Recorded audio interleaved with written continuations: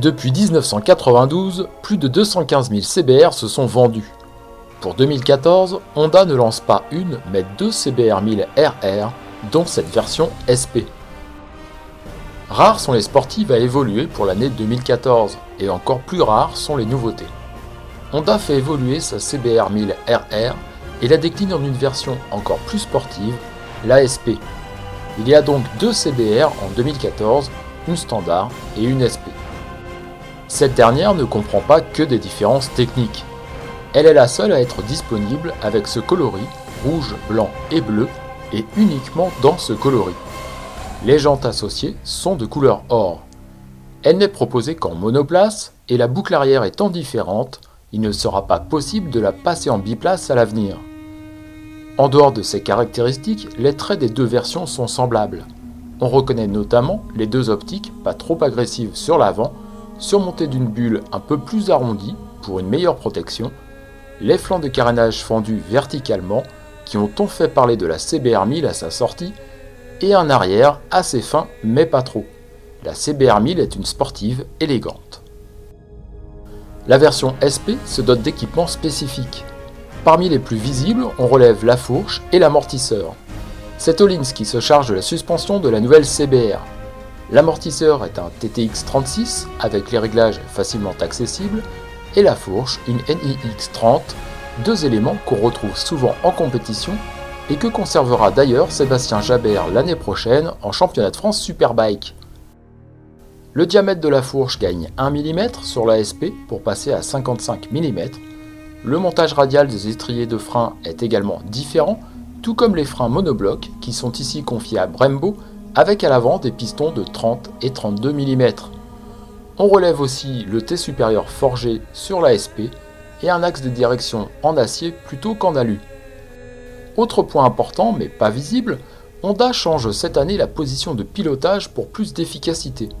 Les bracelets sont un peu plus écartés et un peu plus bas, et les repose-pieds sont à la même hauteur mais reculés de 1 cm pour avoir le buste un peu plus incliné. Enfin, pour parfaire le ressenti, Honda a raffermi la selle du pilote, difficile à apprécier, et la SP est équipée du Pirelli Supercorsa SP. Le freinage CABS a un réglage plus sportif sur la SP qui profite de l'expérience acquise avec le team TT Légende. Il n'y a pas de commande de gaz électronique, donc ni différents modes, ni anti-patinage. Côté moteur, le couple augmente un peu et la puissance passe à 180 chevaux. La différence porte surtout sur sa linéarité davantage lissée. On apprécie la finesse de l'accélérateur pour par exemple ajuster les gaz en courbe sans irrégularité ou accélérer très tôt en sortie de courbe sans risquer de perdre l'arrière. Tout le temps plein, le moteur de la CBR est aussi disponible que docile sur l'ensemble de sa plage d'utilisation. Il n'y a pas réellement de palier. Le gros plus de la SP est sa partie cycle avec son amortissement et son freinage spécifique. Les éléments Öhlins offrent une très grande progressivité lors des changements d'assiette sur ce revêtement idéal. La grande régularité des variations permet de toujours se sentir en confiance au guidon.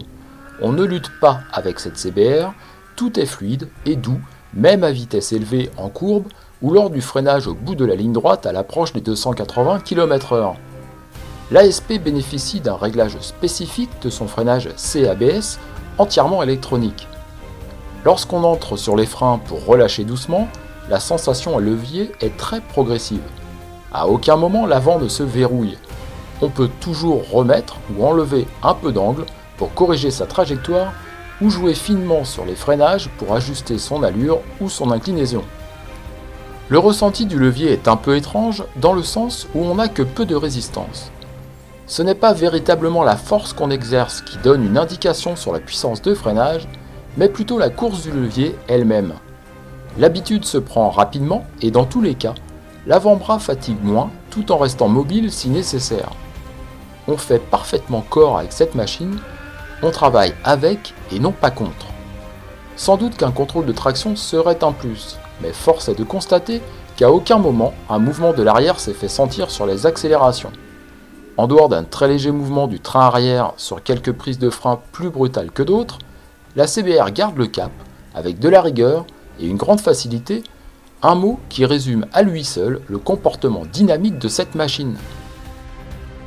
On peut hésiter avec la Kawasaki ZX-10R ABS à 17 199 €, ou pourquoi pas la Yamaha R1 à 15 999 €, mais sans ABS.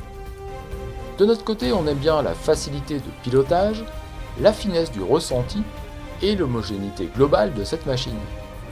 On aime un petit peu moins le feeling du frein avant, mais il faut s'y habituer, le strict monoplace et l'absence d'aide électronique. On termine par la fiche technique de la Honda CBR 1000 RR SP. Elle est disponible en février 2013 à partir de 18 000 €. Sa puissance est de 180 chevaux à 12 250 tours par minute. Son couple de 114 Nm à 10 500 tours par minute. Son frein avant comprend deux disques de 320 mm avec des étriers 4 pistons. Son frein arrière, un disque de 220 mm avec un étrier 1 piston.